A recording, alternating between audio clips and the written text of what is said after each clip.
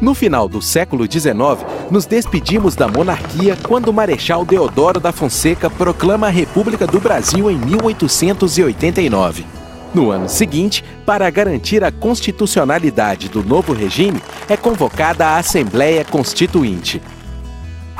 A nova carta estabeleceu o presidencialismo como sistema de governo e os poderes executivo, legislativo e judiciário ficaram independentes.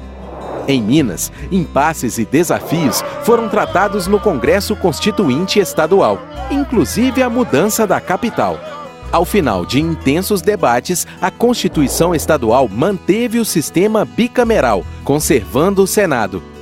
Em 1897, se efetivaria a mudança da capital para Belo Horizonte.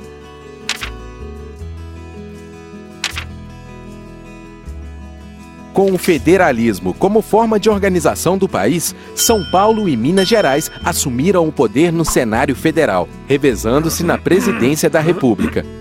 Essa política, que ficou conhecida como café com leite, entraria em colapso com a quebra do acordo entre Minas Gerais e São Paulo na sucessão presidencial de Washington Luiz.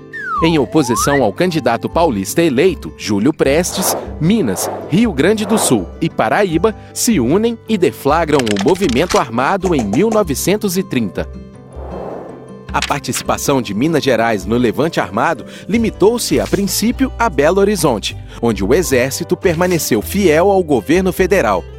Pacificada a capital, os revolucionários passaram a combater em outros pontos do estado, tendo Barbacena como sede das operações revolucionárias. Esse movimento levaria Getúlio Vargas ao poder.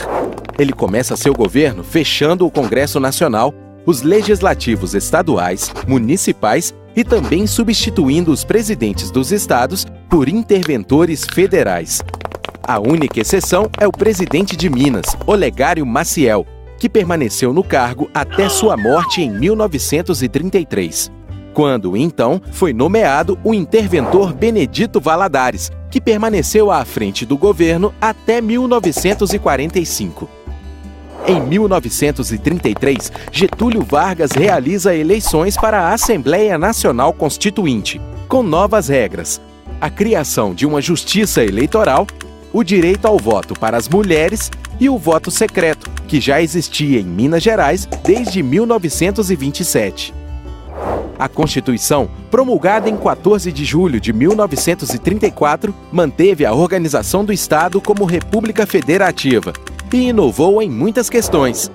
Nacionalizou os recursos minerais e hídricos, assegurou os direitos trabalhistas como o salário mínimo, regulamentou o trabalho das mulheres e dos menores, descanso semanal, férias remuneradas, estabeleceu o ensino primário gratuito e de frequência obrigatória e também, pela primeira vez, tratou do tema da segurança nacional. No mesmo ano, a Assembleia Nacional Constituinte elege, pelo voto indireto, Getúlio Vargas para presidente por 4 anos, prevendo, a partir de 1938, eleições diretas para a presidência. A Constituição Mineira de 1935 extinguiu o Senado e transformou a Câmara dos Deputados em Assembleia Legislativa. O Tribunal de Contas foi criado para fiscalizar a administração financeira. A Comissão Parlamentar de Inquérito foi instituída. Em 1937, Getúlio fecha o Congresso. O golpe do Estado Novo derruba a Constituição brasileira e decide que o presidente poderá governar por meio de decretos-leis.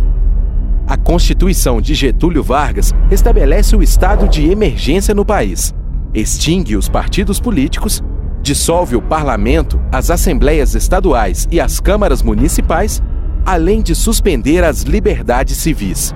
Com o fortalecimento dos princípios liberais, a sociedade brasileira se mobiliza contra a ditadura. Um dos marcos desse movimento foi o Manifesto dos Mineiros, em 1943, assinado por nomes como Arthur Bernardes, Milton Campos, Pedro Aleixo, Odilon Braga, Afonso Arinos e Virgílio de Melo Franco. Em 1945, a mobilização social consegue acabar com o Estado Novo, depondo Getúlio. Em 1946, é empossado o presidente eleito, General Dutra, e instalada uma nova Assembleia Constituinte, iniciando-se uma nova experiência democrática no país. A Constituição de 1946 definiu a forma federativa da República Brasileira e a organização dos poderes em Executivo, Legislativo e Judiciário.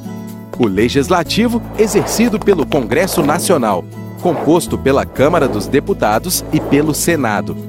Foram asseguradas as liberdades democráticas e importantes direitos civis e políticos, como os direitos e garantias individuais, e mantidas as conquistas sociais do período anterior. O direito e a obrigação de votar foram conferidos aos brasileiros alfabetizados maiores de 18 anos de ambos os sexos. Em Minas, mantendo os princípios da Constituição Federal, a Constituição Estadual de 1947 trouxe inovações. Em relação às políticas sociais, a Carta Mineira foi ambiciosa. Obrigou o Estado a aplicar 20% da arrecadação no ensino e a instalar escolas profissionais, além de prever destinação orçamentária específica para assistência à maternidade, à infância e à adolescência. Por outro lado, houve uma redução das competências legislativas da Assembleia, que passou a depender da iniciativa do governador, especialmente em matérias de maior relevância, como a definição do orçamento do Estado. A atuação da Assembleia entre 1946 e 1964 é um retrato dos impasses da política brasileira na época. Há um vigoroso debate político-ideológico e o confronto entre dois partidos, UDN e PSD, que se alternam no poder.